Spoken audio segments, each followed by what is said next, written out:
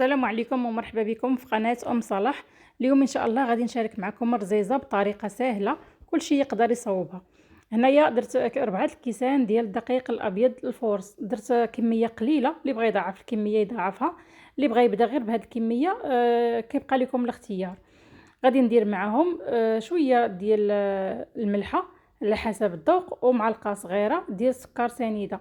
هادو هما المكونات اللي غادي نعجنوهم، وغادي نعجن معكم بالماء، وغادي نعبر الماء بالكاس اللي عبرت به الدقيق، باش هكا تعرفوا الكميه ديال الماء شحال غديروا، لان العجينه هذه كتبغي تكون قاصحه بزاف. صافي هنايا غادي نبقى كنعجن شويه بشويه. بالنسبه للماء خدات معايا كاس وربع، خاص العجينه ديالها تكون قاصحه بزاف. تكون قاصحه، يعني قاصحه نيت، ماشي غير قاصحه وصافي، يعني خصها تكون قاصحه بزاف. هنايا شوفوا خدات معايا كاس وربع. صافي غنبقى كنجمع في هذاك الدقيق اللي باقي ليا في القصريه، وانا كندخلو في العجينه. كيف ما قلت لكم خاصها تكون قاصحه بزاف. الا كاع فلت لكم شويه الماء وبانت لكم العجينه انها مرخوفه، تقدروا تزيدوا شويه ديال الدقيق.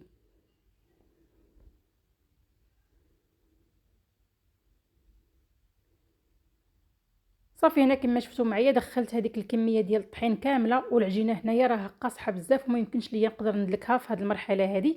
غادي نديرها في كيس بلاستيكي، وغادي نخليها كترتاح واحد شويه، عاد غادي نعاود نرجع ليها باش ندلكها.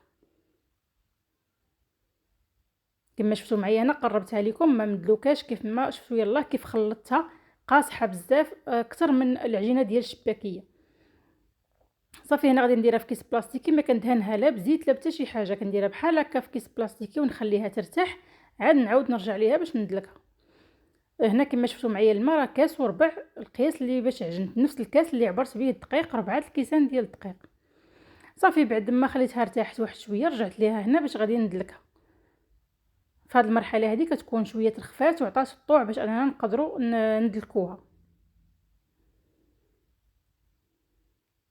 صافي غادي ندلكها بهذه الطريقه هذه كيف ما كتشوفوا معايا، حتى كنحس بالعجينه كتولي كتبان لكم انها مدلوكه، ماشي بحال المرحله الاولى. وكيف ما لاحظتوا معايا راني كندلكها قاصحه.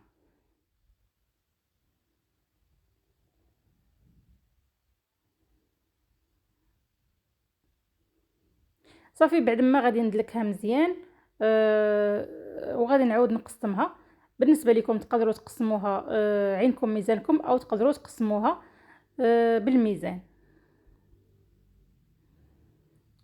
صافي هنايا كما شفتوا معايا انا دلكتها مزيان.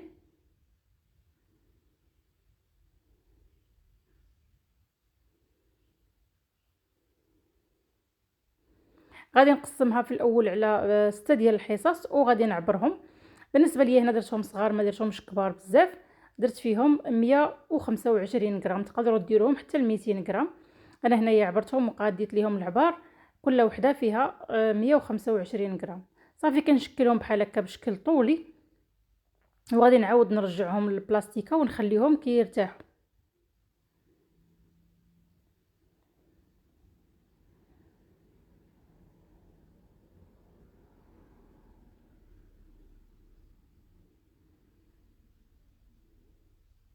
كنديروا ليهم هاد بحال هكا على شكل طولي باش اننا ندوزوهم في الماكينه.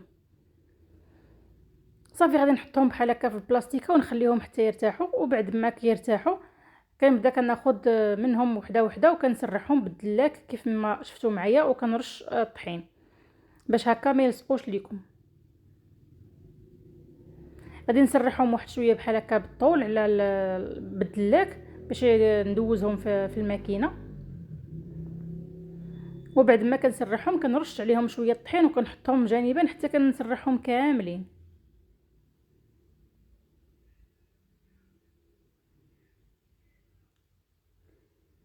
انا هنايا غادي نخدمها بالماكينه، وبالنسبه للناس اللي ما عندهمش الماكينه وبغاو يصايبوها كتسرحوها مزيان غير بالدلاك بحال هكا، وكتقطعوها بالجراره ديال البيتزا، بالقطاعه ديال البيتزا، كتقطعوها خطوط رقاقين بزاف. بالنسبه للناس اللي عندهم الماكينه راها كتجي ساهله دغيا كتحضروها. صافي هنا كما شفتوا قرصتهم كاملين، وكنعاود نرش وسطهم الطحين باش ما يلصقوش على بعضياتهم. كنطويهم وكنحطهم جانبا باش هكا كترتاح شويه العجينه. مره مره كنخليوها كترتاح لانها قاصحه.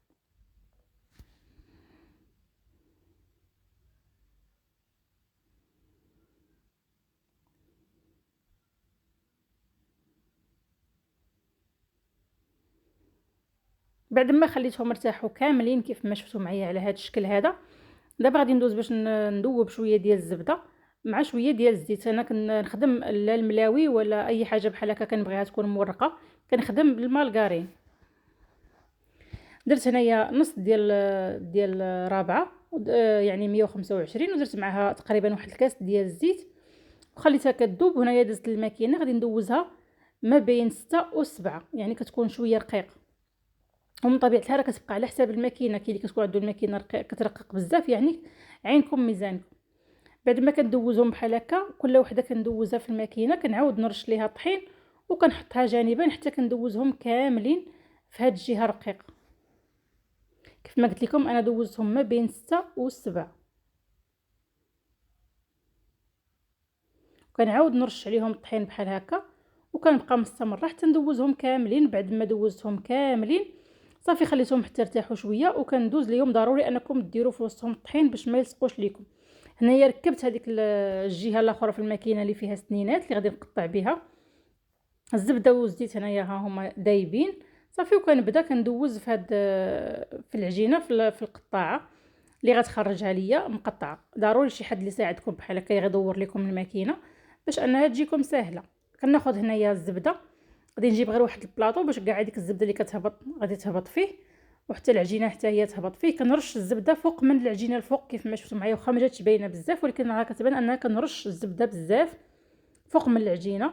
كناخذ الدلاك ديالي حتى هو كندهنو بالزبده مزيان، وغادي نبقى كندورها على الدلاك. الطريقه راها ساهله، غير شي واحد اللي يدور لكم بحال هكا الماكينه، والطريقه سهله باش انكم طيبوها.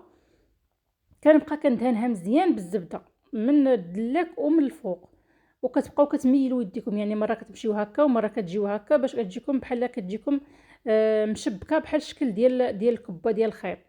كتبقاو غاديين نوبه كدوزو هكا نوبه كدوزو هكا بالدلاك باش كتجيكم مشبكه. وانتم كتدهنوا بالزبده والزيت، كتكثروا الكميه ديال الزبده والزيت صافي على هذا الشكل هذا حتى كتكملوهم. وكيف ما قلت لكم انا درتهم هنايا صغار، تقدروا تكبروهم الا بغيتو تكبروهم صافي. وكنحطها بهذا الشكل، كنوسعها واحد شويه من الوسط وكنحطها بهذا الشكل هذا. بالنسبه لهذوك الزوائد تقدروا تجمعوهم حتى تعاودوهم، اولا تقدروا تلويوهم بحال هكا كي بانوا لكم انهم باقيين مسرحين، ديروا لهم الزبده وتلويوهم عليها نفس الكويره. بنفس الطريقه غادي نعاود مع الثانيه. راها ساهله، الا كانت الماكينه راها ساهله دغيا كتوجدوها وكتخرج رقيقه وزوينه. يكفي انكم ترقوها في الاول صافي. وهنايا كتبقاو دهنوا بحال هكا بالزبده. ضروري انكم تكثروا الكميه ديال الزبده باش انها من بعد الطيب تجيكم مفرزه، ما تجيكمش لاصقه على بعضياتها صافي. كما شفتوا كنبقى مستمره بحال هكا كندهن الزبده في الملوي في الدلاك عفوا، وحتى الفوق في العجينه، وكنبقى مستمره بحال هكا حتى كنكمل الكميه اللي عندي كامله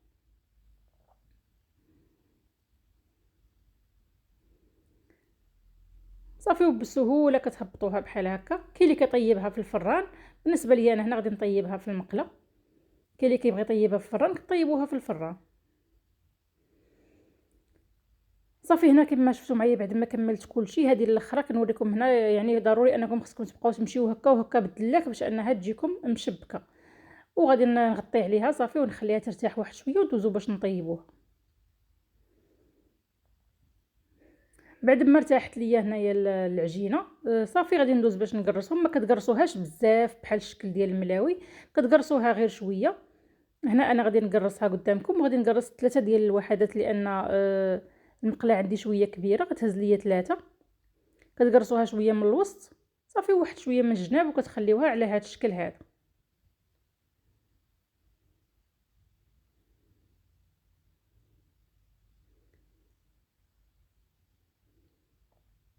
هنا على حساب المقله ديالكم، الا كانت كتهز بحال هكا كتخدموا بوحده وحده ولا جوج جوج وثلاثه ثلاثه على حساب يعني فاش غادي نطيبوا.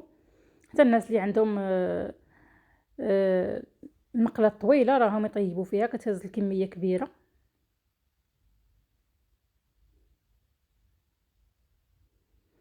هنايا بعد ما كنسخن المقله مزيان كما شفتوا معايا، كتقلبها كنلقاها سخنات، ما كنرشها ما حتى شي حاجه، صافي راه كطيب بهذيك الزبده اللي فيها، ما كتعاودوش ترشوا ليها مره اخرى الزبده لانها فيها كميه كبيره ديال الزبده. صافي بعد ما كتسخن المقله كنرميهم بحال هكا وكنخليهم يطيبوا، كنبقى كندورهم شويه مره مره كندورهم باش يطيبوا. وصافي والطياب راه الطريقه راه باينه.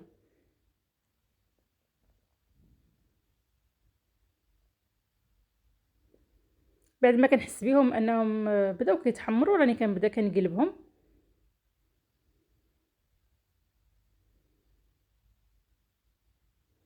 وكنبقى مستمره بحال هكا مره مره كندورهم حتى كيتحمروا من جميع الجوانب.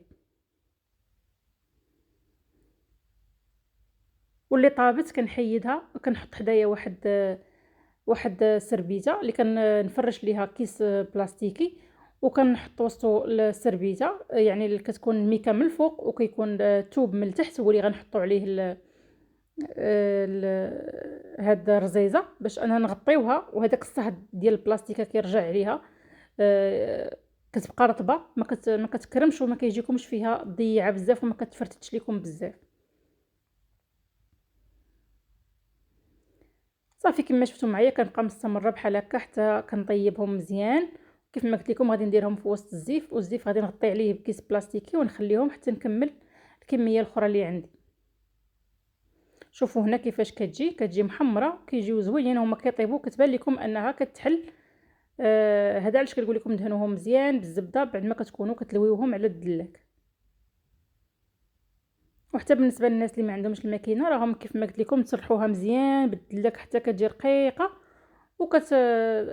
كتقطعوها بالجراره ديال البيتزا.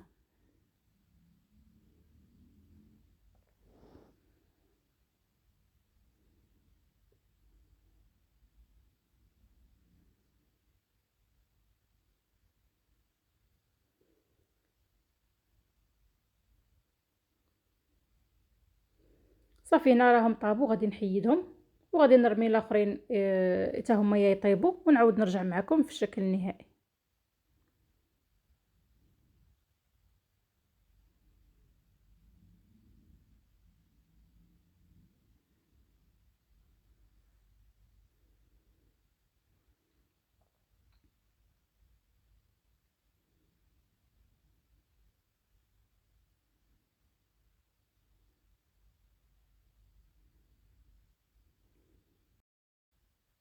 صافي هنا كان هذا هو الشكل النهائي ديال الرزيزه بعد ما كنخليها في وسط كيس بلاستيكي، كنخليها مغطيه بسربيته وفوقها بلاستيكه باش انها ترجع عليها هذيك الرطوبه. ومن بعد كتفكوهم بحال هكا بهذه الطريقه هذه، كتضغطوا عليهم من الجوانب بحال هكا. صافي وكتحل كتجي رائعه، كتجي كلها خيوطه كما شفتوا ديالها رقاقين مفرزه، كتجي رائعه بحال هاد الوصفات التقليديين اللي كنبغيو نوجدوهم مره مره ماشي دائما، نعطيوها الخاطر ونستمتعوا بها. شوفوا هنا قربتها لكم كيفاش كتجي رائعه وكتجي لذيذه بزاف، كلها كتجي مفرزه. الفيديو ديالنا هنا وصل للنهايه ديالو، نتمنى انكم تجربوها وتستمتعوا بها. بسلامه عليكم والى فيديو قادم ان شاء الله.